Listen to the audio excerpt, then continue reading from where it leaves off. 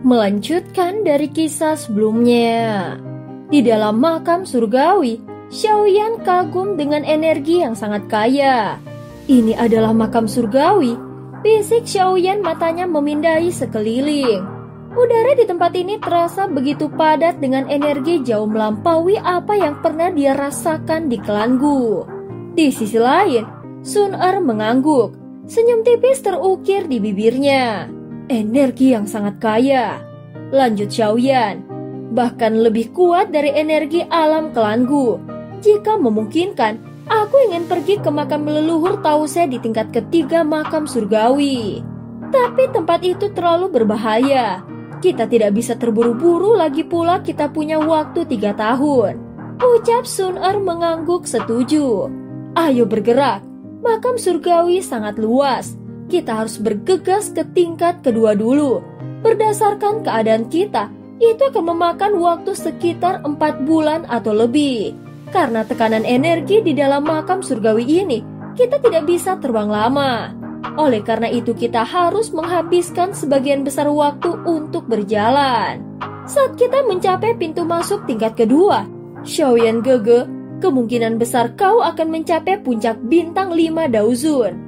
Jika beruntung, bukan tidak mungkin untuk mencapai bintang ke-6, ucap Sun Er. Oh, sebegitu cepat? Xiaoyan terkejut. Sun Er tertawa pelan, dia menoleh mata cantiknya menatap udara berkabut di sebelah kanannya. Tangannya perlahan terangkat sebelum dia tiba-tiba menjentikannya. Dalam sekejap mata, kabut di sana benar-benar tersebar dan sebuah tubuh ilusi samar-samar muncul di hadapan Xiaoyan. Xiaoyan terkejut. Dia bahkan belum mendeteksi kedatangan makhluk itu. Ini adalah tubuh energi. Tanyanya melihat aksi Sun Er. Ya, jawab Sun Er. Mereka biasanya mengandalkan kabut energi untuk menyembunyikan diri. Mereka diam-diam akan mendekati kita dan kemudian melancarkan serangan. Sun Er menjentikan jarinya dan sosok ilusi itu meledak. Sekelompok cahaya seukuran ibu jari dengan cepat melesat ke arah Sun Er sebelum dia menangkapnya. Ini adalah inti energi. Jelasnya, inti energi menyimpan energi yang sangat murni dan itu adalah hal yang sangat bergizi yang telah kusebutkan. Sun Er membuka tangannya dan sebuah kristal seukuran ibu jari muncul di telapak tangannya. Kristal itu bersinar dengan kabut energi yang sangat kaya. Inti energi di dalam makam surgawi dibagi menjadi 9 tingkatan. Energi yang terkandung dalam inti di tanganku baru mencapai tingkat kedua. Itu tidak dianggap sangat baik. Inti energi tingkat tinggi itu semuanya berada di bagian terdalam dari tingkat pertama atau tingkat yang paling tinggi. Nah, Xiaoyan Gege, apakah kau tidak mencobanya dulu?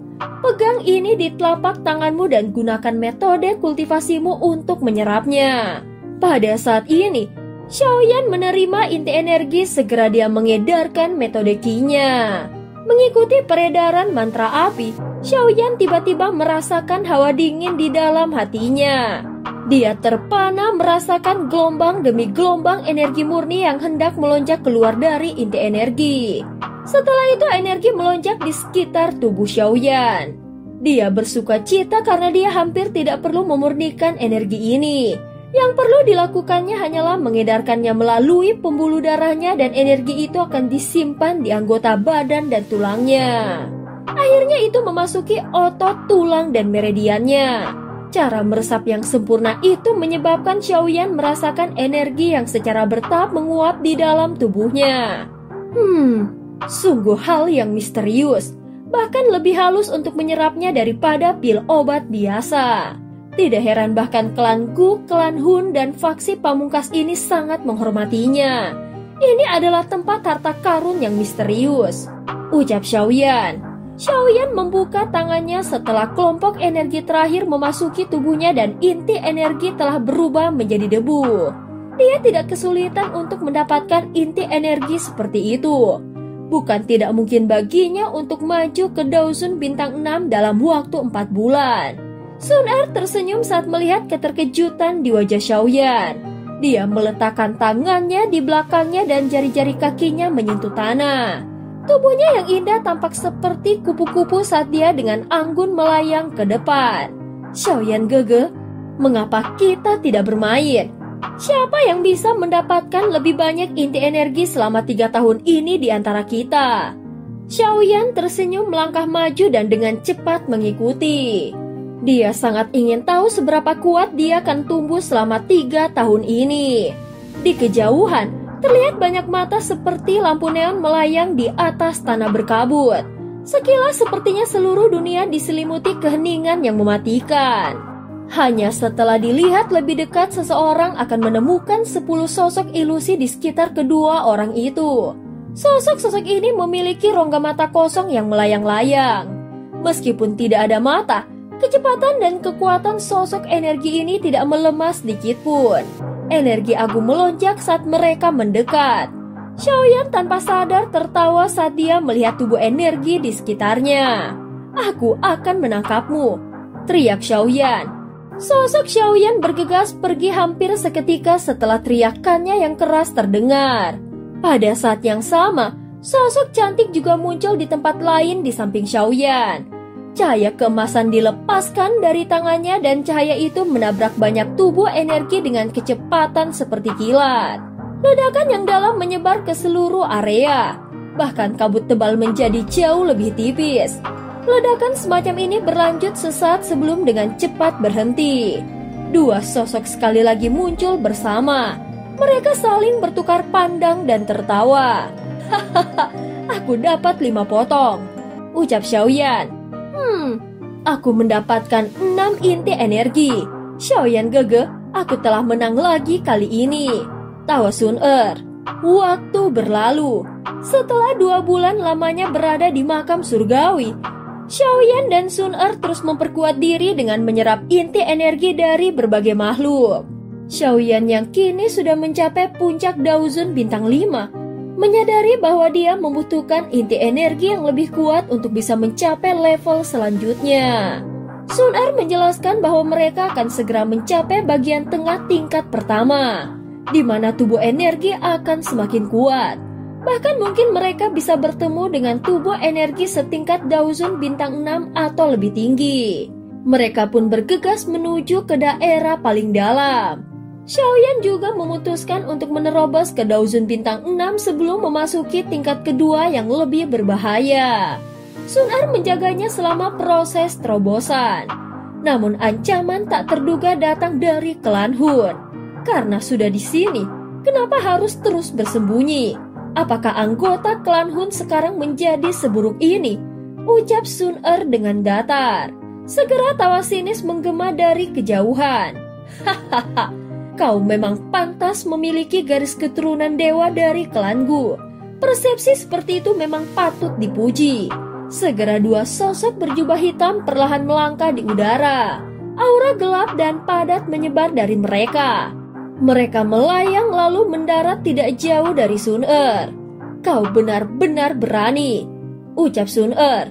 "Hahaha, apa yang perlu ditakuti?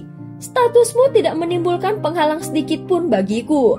Sebenarnya, aku benar-benar ingin tahu kegemparan seperti apa yang akan terjadi di dalam klanku jika seseorang dengan garis keturunan dewa mengalami kecelakaan," balas Hunya, salah satu dari mereka. "Aku tahu akan sulit berurusan denganmu. Oleh karena itu, targetku kali ini bukanlah dirimu, tetapi dia. Aku sudah menargetkan kalian sebulan yang lalu, dan hari ini akhirnya tiba," ucap Hunya lagi, tatapannya beralih ke Xiaoyan. "Kau bisa datang dan coba," tantang Sun Er. "Hunli, serang bersama dan bunuh dia," perintah Hunya. Pada saat ini mata Sun Er menajam saat Hunli menerjang. Segera pertukaran pukulan mereka menciptakan hembusan angin dahsyat yang membuat bebatuan di bawah runtuh. Hunli terhuyung mundur, namun seringai aneh tersinggung di wajahnya menunjukkan niatnya yang tak gentar. Dia kembali menyerang dengan membabi buta. Tetapi Sun Er dengan gesit menghindari setiap serangan Hunli dengan gerakan kaki misterius.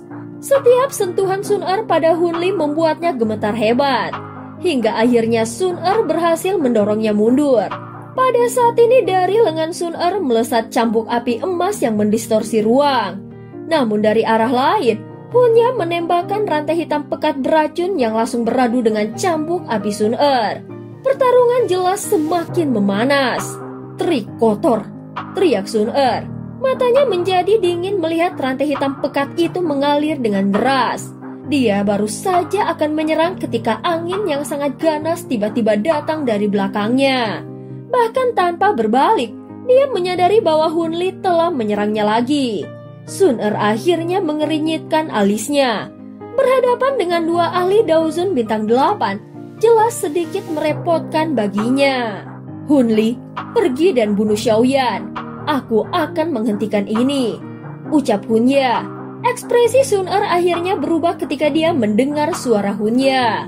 Sosoknya yang cantik melesat cepat menuju Xiaoyan. Namun dia belum pergi jauh ketika angin bersiul meletus di belakangnya. Sun-er menoleh untuk melihat rantai hitam tajam yang tak terhitung jumlahnya menghalanginya. "Hunya, jika kau berani menyakitinya, bahkan makam surgawi ini akan menjadi tempat peristirahatan terakhirmu," teriak Sun-er. Sun-er dengan cepat memutar tubuhnya, menghadapi serangan Hunya dan menghancurkan rantai gelapnya dengan semburan api emas. Sementara itu Hunli menerjang ke arah Xiaoyan yang sedang berlatih. Mengetahui niat Hunli, Sun-er segera menembakkan tombak emas ke arahnya.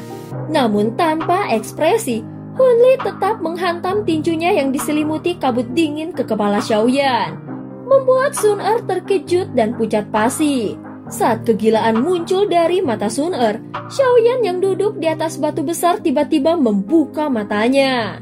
Sudut mulutnya terangkat menjadi senyuman dingin. Tangan kanannya menghantam Hunli yang berada dalam jarak dekat.